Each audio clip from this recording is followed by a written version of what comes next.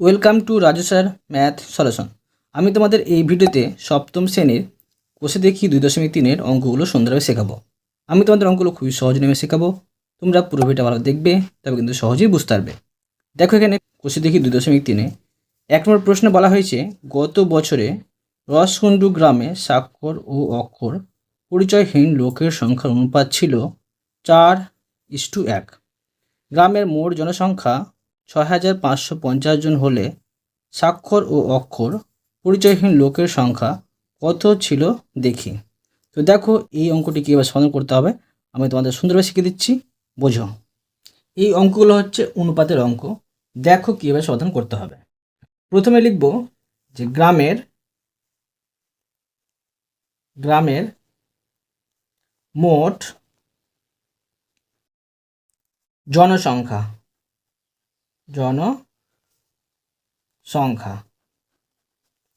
সমান, প্রশ্ন দেওয়া আছে 6,550 জন। এবার লিখে নেব যে অনুপাত কি আছে। লিখব রসকুন্ডু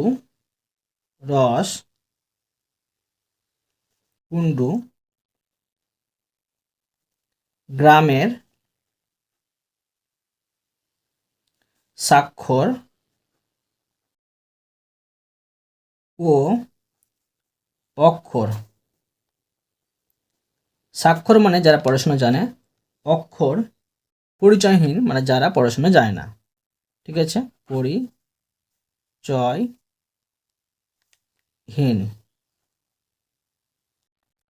লোকের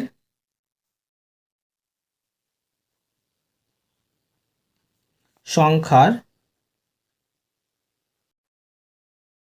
অনুপাত। প্রশ্ন দেওয়া আছে 4:1।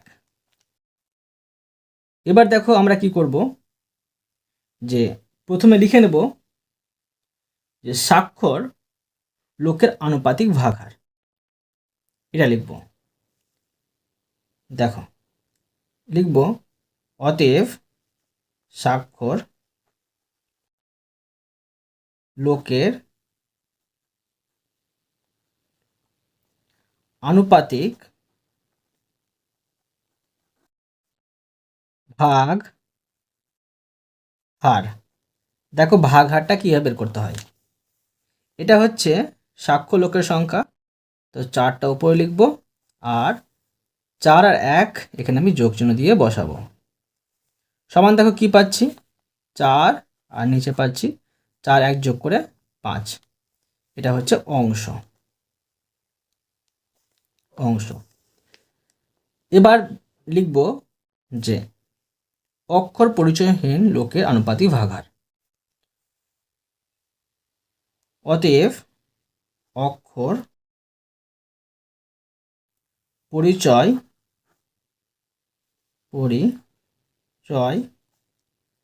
লোকের পরিচয়হীন, ঠিক আছে, পরিচয়হীন লোকের আনুপাতিক ভাগ হার।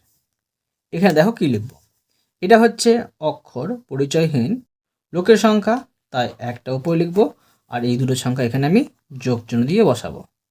এটা হচ্ছে অংশ। দেখো আমি তোমাদের খুবই সহজভাবে সুন্দরভাবে বুঝিয়ে দিচ্ছি। এবার এখানে পাচ্ছি 1 আর নিচে পাচ্ছি 5 অংশ। এবার দেখো আমরা বের করে নেব স্বাক্ষর লোকের সংখ্যা কত। গ্রামে মোট জনসংখ্যা ছিল 6,550 জন। এখন লিখব দেখো যে অতএব 6,550 জন লোকের মধ্যে স্বাক্ষর ছিল। সমান দেখো 6,550 জন লোকের মানে এর মানে গুণ চিহ্ন, আর স্বাক্ষর লোকের আনুপাতিক ভাগার পেয়েছিলাম 4/5 অংশ। এখানে আমি 4/5 অংশটা লিখে দিলাম। এখন দেখো এটা কাটাকুটি করব। তো এটাকে কিন্তু 5 দিয়ে ভাগ যাবে, 5 দিয়ে ভাগ করলে 5 একে 5, আর 1 আর 5 থাকে, 3 5 15, আর 5 একে 5, আর এখানে 0 এটা পাচ্ছি। এখন এটা আমি গুণ করে বসিয়ে নেব। তো এটা গুণ করলে পাচ্ছি 0 4 0, 4 একে 4, 3 4 12, হাতে 1 থাকে, 4 একে 4 5, এটা হচ্ছে জন। একটা কিন্তু আমরা উত্তর পেয়ে গেলাম। এখানে এটা আমি লিখে নিচ্ছি উত্তর, একটা উত্তর পেলাম। এবার লিখব যে অক্ষর পরিচয়হীন লোকের সংখ্যা, এটা বের করব। তো দেখো লিখে নেব, অতএব 6550 জন লোকের মধ্যে অক্ষর পরিচয়হীন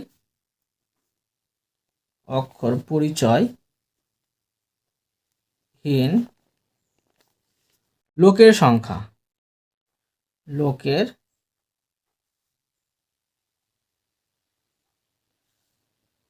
সংখ্যা, সমান দেখো। তো এখানে আমি 6550 লিখে দিলাম, আর অক্ষর পরিচয়হীন লোকের আনুপাতিক ভাগাটা পেয়েছিলাম 1/5 অংশ, এখানে আমি লিখে নেব 1/5। এখন দেখো এটাকে আমি 5 দিয়ে ভাগ করে পেয়েছিলাম 1310, এটা দিয়ে আমি কেটে নেব 1310। তো সমান দেখো 1310কে 1 দিয়ে গুণ করলে হবে 1310 জন। ঠিক আছে, এখন যদি এটার সংখ্যা আমরা যোগ করি, আগের 6550 জনটা কিন্তু পেয়ে যাব। এটা হচ্ছে একটা উত্তর, বুঝা গেল। এরপরে দেখো 2 নম্বর প্রশ্ন। দেখো প্রশ্নে বলা হয়েছে 640 টাকা বিশু ও অর্পণার মধ্যে 5:3 অনুপাতে ভাগ করে দিই, কাকে কত টাকা দেব হিসাব করি। এই অঙ্কটাও সেম এর মতো আছে, আমি সুন্দরভাবে শিখে দিচ্ছি, বোঝো। প্রথমে লিখব যে মোট টাকা, প্রশ্ন দেওয়া আছে মোট টাকা 640। এবার দেখো লিখে নেব যে বিশু ও অর্পণার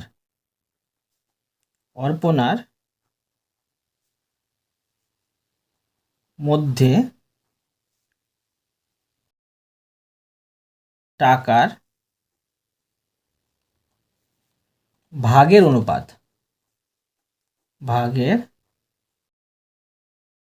অনুপাত সমান দেখো 5:3। এবার কি করব, যে আনুপাতিক ভাগও লিখে নেব। তো প্রথমে লিখব যে বিশুর, অতএব বিশুর পাওয়া টাকার আনুপাতিক ভাগার,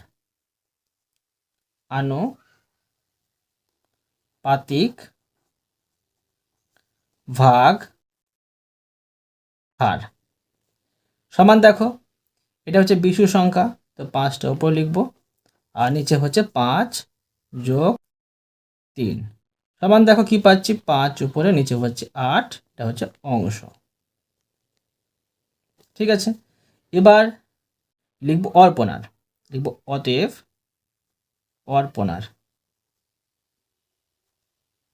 অর্পণার পাওয়া টাকার আনুপাতিক ভাগার সমান দেখো এটা হচ্ছে অর্পণার সংখ্যা, 3টা উপর লিখব, আর এখানে লিখব 5 যোগ 3 সমান কি পাচ্ছি, উপরে 3 পাচ্ছি, আর নিচে পাচ্ছি এটা যোগ করে 5 আর 3 যোগ করে 8, এটা হচ্ছে অংশ, লিখে দিলাম। এখন দেখো যে আমি বের করে নেব মোট টাকার মধ্যে বিশুর পাওয়া টাকার সংখ্যা। লিখব 640, অতএব লিখে নেব, অতএব 640 টাকার মধ্যে বিশুকে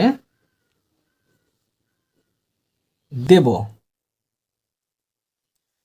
তো দেখো 640 এর মানে গুণ চিহ্ন, আর বিশুর আনুপাতিক ভাগাহার পেয়েছিলাম 5/8 অংশ, এটা দিয়ে আমি গুণ করব।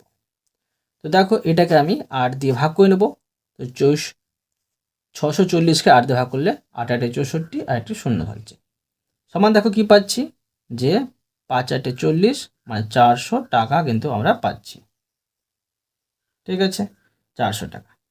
এবার দেখো অতএব দিয়ে লিখে নেব, অতএব 640 টাকার মধ্যে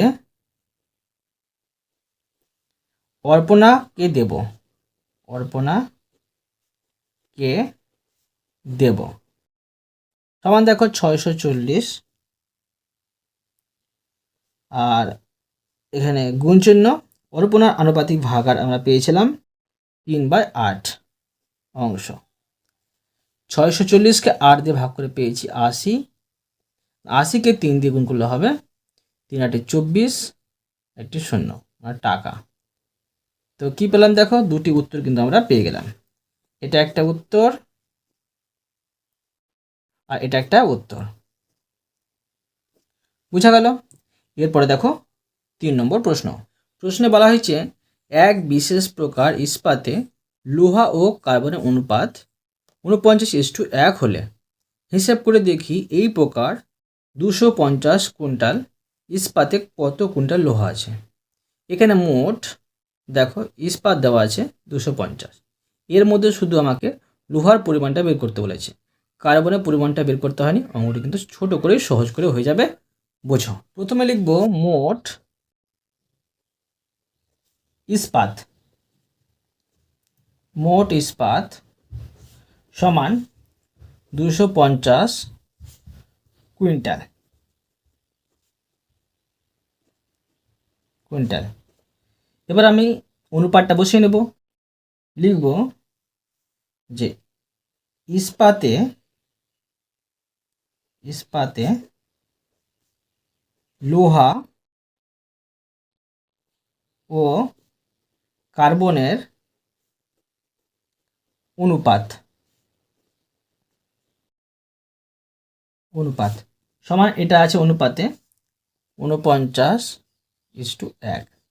ঠিক আছে, এখানে প্রশ্নে কিন্তু শুধু আমাকে লোহার পরিমাণটা বের করতে বলেছে, তাই লোহার আনুপাতিক ভাগাহারটা শুধু বের করব। লিখব যে অতএব ইস্পাতে লোহার আনুপাতিক ভাগহার, আনুপাতিক ভাগহার, ভাগহার সমান লোহা কোনটা, লোহার সংখ্যা হচ্ছে 49, তো 49-এর উপরে আর নিচে 49 যোগ 1 সমান এখানে পাচ্ছি উপরে 49 আর নিচে পাচ্ছি 50 যোগ করে, এটা হচ্ছে অংশ। এখন দেখো লিখে নেব মোট ইস্পাতে মানে 250 কুইন্টাল ইস্পাতে লোহা আছে। লিখব অতএব 250 কুইন্টাল, 250 কুইন্টাল ইস্পাতে, ইস্পাতে লোহা আছে। সমান দেখো 250 গুণিত 49/50 কাটাকুটি করব, একটি শূন্য একটি শূন্য কেটে দিলাম আর 5 5 25 মানে 5 আর 49 দাঁড়াচ্ছে। তো গুণ করে বসিয়ে নেব, 5 9 45 আর থেকে 4 4 5 20, 20 আর 4 হচ্ছে 24 মানে 245 কুইন্টাল, কুইন্টাল। এটা হচ্ছে উত্তর, বুঝতে পারলে। এরপরে দেখো 4 নম্বর প্রশ্ন। প্রশ্নে বলা হয়েছে কোনো বিদ্যালয়ে 143 জন ছাত্রীর মধ্যে শুধুমাত্র গান করতে পারা ও নাচ করতে পারা ছাত্রছাত্রীর অনুপাত 9:2। যদি আরও 3 জন ছাত্রী গান করতে আসে, তবে গান করতে পারা ও নাচ করতে পারা ছাত্রীর সংখ্যার অনুপাত কত হবে হিসাব করি।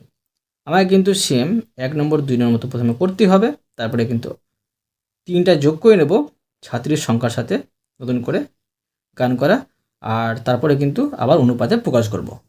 সুন্দর করে দেখাচ্ছি, দেখো তোরা মন দিয়ে বোঝো। লিখব যে মোট ছাত্রী সংখ্যা সমান 143 জন। এবার আমি অনুপাতটা লিখে নেব।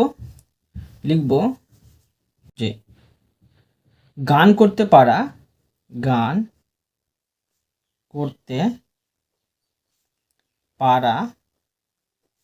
ও নাচ করতে পারা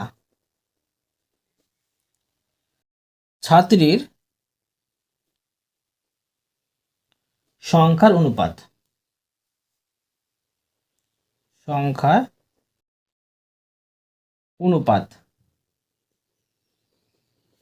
সমান 9:2।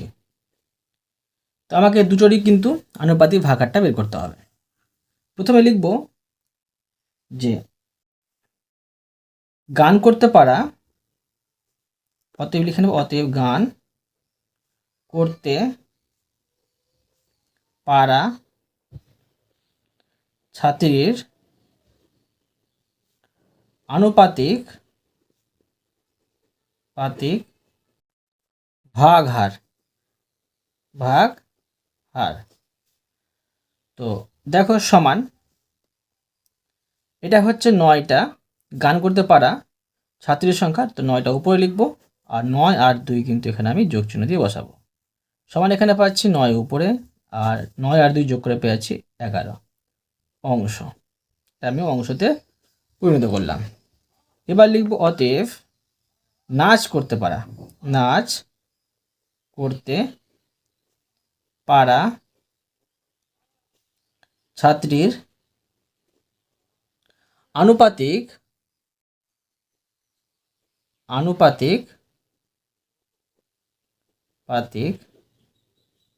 ভাগহার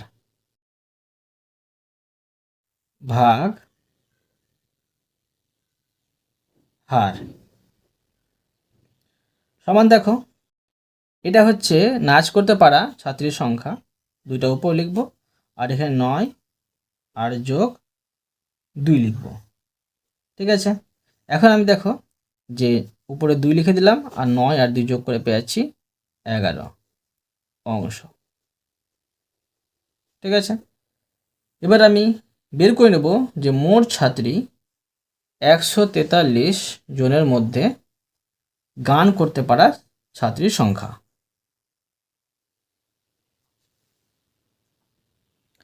লিখব অতএব 143 জন ছাত্রীর মধ্যে গান করতে পারা ছাত্রীর সংখ্যা সমান দেখো 143 গুণিত গান করতে পারা ছাত্রীর আনুপাতিক ভাগার ছিল 9/11। এখন দেখো এই 143কে 11 দিয়ে ভাগ করে নেব। এটা ভাগ করলে হবে 11 × 11, আর 3 × 11 33, মানে 13 পাচ্ছি। 13কে 9 দিয়ে গুণ করে বসে নেব। তো 13কে 9 দিয়ে গুণ করলে পাচ্ছি দেখো 3 × 9 = 27, আর থেকে 2, 9 × 9, 9 দিয়ে হচ্ছে 11, মানে 117 জন। এটা পাচ্ছি দেখো এই গান করতে পারা ছাত্রীর সংখ্যা। এবার দেখো লিখবো, এটা কিন্তু এখন উত্তর না, উত্তর কিন্তু প্রশ্নে অন্য বলেছে, নতুন অনুপাত কী হয়েছে এটা বের করতে বলা হয়েছে। এখন দেখো লিখব 143 জন ছাত্রীর মধ্যে নাচ করতে পারা ছাত্রীর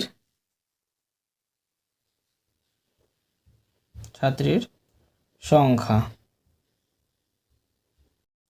সমান দেখো 143 গুণিত, এখানে আমি দেখো নাচ করতে পারা ছাত্রের আনুপাতিক ভাগাটা বসিয়ে নেব 2/11।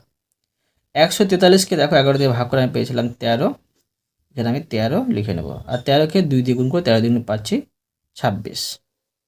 ঠিক আছে, এখানে আমি 26 লিখে দিলাম। এটা হচ্ছে জন। তো দুটো সংখ্যা পেয়ে গেলাম। আরও 3 জন ছাত্রী গান করতে আসে, সেটা যোগ করতে হবে। ঠিক আছে, আরও কিন্তু 3 জন ছাত্রী গান করতে আসে। এখন আমি লিখব যে যদি আরও 3 জন ছাত্রী গান করতে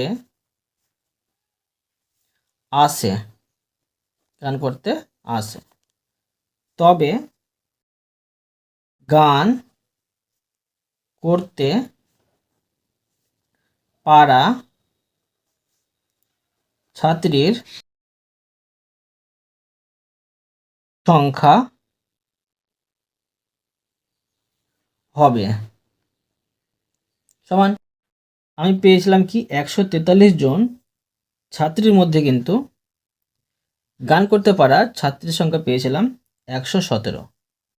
আরও কিন্তু নতুন 3 জন ছাত্রী কিন্তু গান করতে আসে।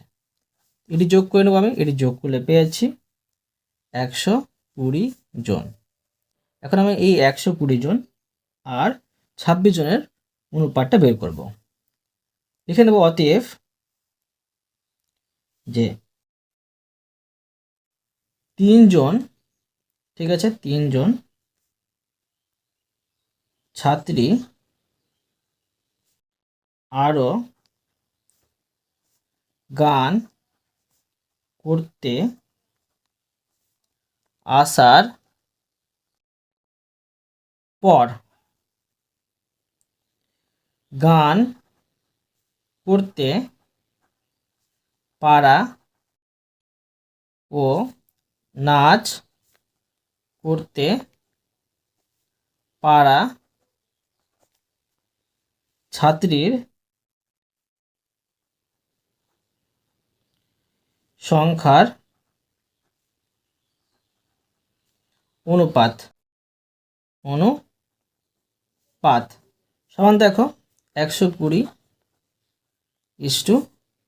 আর নাচ করতে পারা ছাত্রের সংখ্যা পেয়েছিলাম 143 জন, 143-এর মধ্যে 26, এখানে আমি লিখব 26 সমান দেখো দুটোকে লঘিষ্ঠ আকারে পরিণত করব। দুটোকে কিন্তু দেখো 2 দিয়ে ভাগ যাচ্ছে, এটা হচ্ছে 60, 2 হচ্ছে 120, এটা হচ্ছে 13 দুগুণে 26। এটা হচ্ছে উত্তর। তো উত্তরটা ধরো আমি এইভাবে লিখে নিচ্ছি, এটা হচ্ছে উত্তর।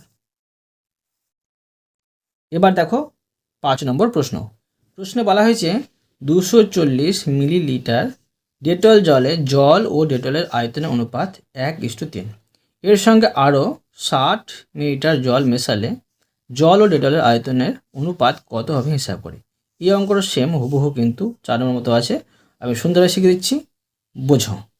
প্রথমে লিখব মোট ডেটল জল, মোট ডেটল জল ছিল দেখো প্রশ্নে 240 মিলিলিটার।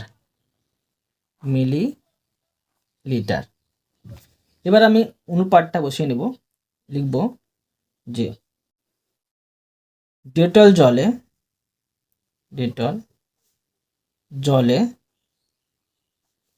জল ও ডেটলের আয়তনের অনুপাত সমান দেখো 1:3। এবার আমি আনুপাতিক ভাগার লিখে নেব দুটোরই। লিখব জলের আনুপাতিক ভাগার। অতএব জলের আনুপাতিক ভাগহার সমান দেখো এই একটা ছিল জলের সংখ্যা, তাই একটা উপরে, আর 1 আর 3 কিন্তু এখানে আমি যোগ চিহ্ন দিয়ে বসাবো।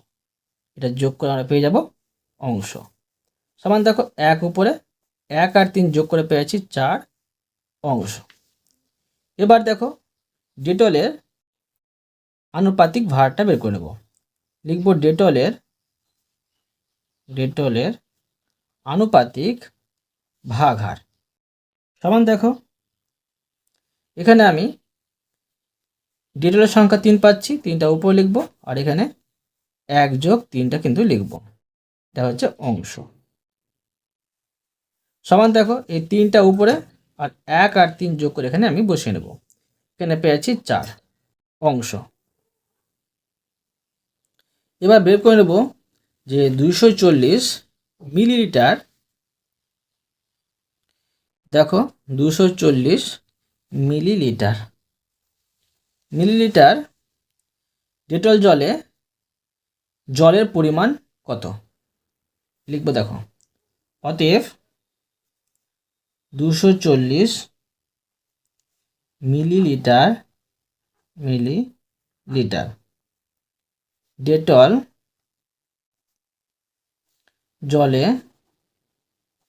জল আছে, এটা আমি বের করছি। সমান দেখো 240 গুণিত জলের আনুপাতিক ভাগার পেলাম 1/4 অংশ। এই 1/4টা কিন্তু আমি লিখে নেব। এটাকে আমি 4 দিয়ে ভাগ করব, তো 60 পাচ্ছি। সমান দেখো 60টাকে 60 মিলিলিটার।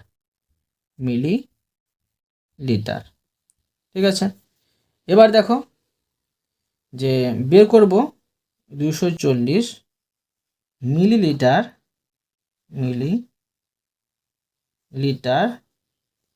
ডেটল জলে ডেটল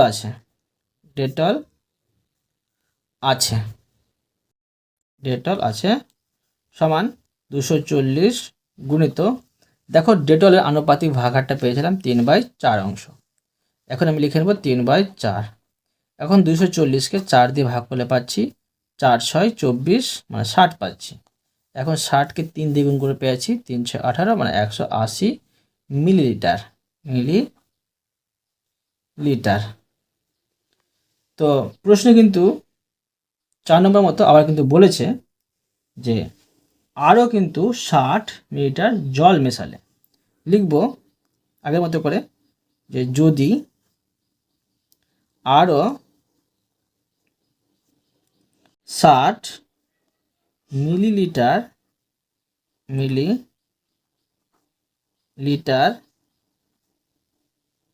জল ডেটল জলে মেশালে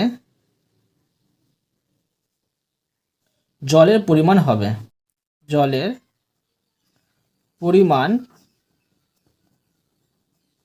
হবে তো দেখো 60 তো পেয়েছিলাম 240 মিলিলিটারে, 60 মিলিলিটার, আর কিন্তু 60 আমি মেশাচ্ছি, তো এটি যোগ করে আমরা পেয়ে যাচ্ছি 120 মিলিলিটার।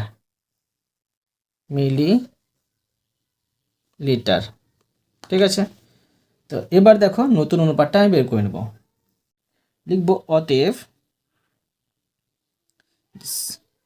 60 মিলিলিটার জল মেশানোর পর জল ও ডেটলের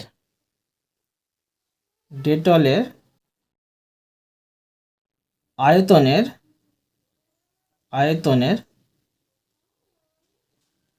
অনুপাত হবে। সমান দেখো 120 কিন্তু 120 মিলিলিটার জল ইস টু, আর ডিটল সাথে কিছু মেশাতে হয়নি, 180 কিন্তু থাকবে এখানে মিলিলিটার। এখন দেখো এটিকে লঘিষ্ঠ আকারে পরিণত করে নেব। দুটোর দেখো 0.0 কেটে দিই, এখানে থাকবে 12 আর ইস টু এখানে 18। আবার দেখো দুটোই কিন্তু ভাগ করা যাবে, 6 দিয়ে ভাগ করা যাবে। তো 12কে 6 দিয়ে ভাগ করলে পেয়ে যাচ্ছি 2, 6 দুগুণে 12, আর এটা পেয়ে যাচ্ছি 3 6 18। বুঝতে পারলে? অতএব তোমাদের আমি আজকে এই পর্যন্ত অঙ্ক শেখালাম, বাকি অঙ্কগুলো পরের ভিডিওতে নিয়ে আসবো। আশা করি তোমরা প্রতিটি অঙ্ক ভালো বুঝতে পেরেছো। তবুও কোথাও যদি বুঝতে না পেরে থাকো আমাকে কমেন্ট করে জানাবে, আমি তার জন্য ভিডিও নিয়ে আসবো বা অ্যান্সার দেওয়ার চেষ্টা করবো। আর অবশ্যই তোমরা এই ভিডিওতে লাইক করে দিও এবং পরবর্তী অঙ্কগুলোর চ্যানেলটিকে সাবস্ক্রাইব করে নেবে। ধন্যবাদ।